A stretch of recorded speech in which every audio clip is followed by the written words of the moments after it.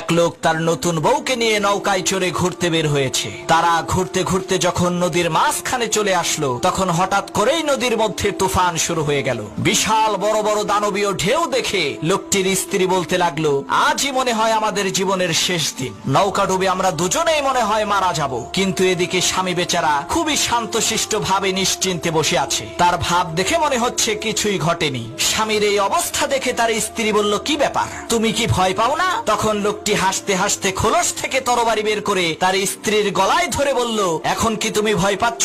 তখন তার স্ত্রী বলল, কি বোকার মতো কথা বলো, ভয় পাবো কেন? তরবারিটা তো তোমার হাতে, আর আমি জানি তুমি আমাকে অনেক ভালোবাসো। তখন সেই লোকটি বলল, ঠিক একই ভাবে এই ঝড় তুফান সবকিছুই আল্লাহর হাতে, আর আমি জানি আমার আল্লাহ আমাদেরকে অনেক ভালোবাসেন। আমার এই তরবারির নিচে তুমি যেমন নিরাপদ, ঠিক একই ভাবে মহান আল্লাহ তাআলার দেওয়া এই ঝড় তুফানের মাঝেও আমরা তেমনি নিরাপদ।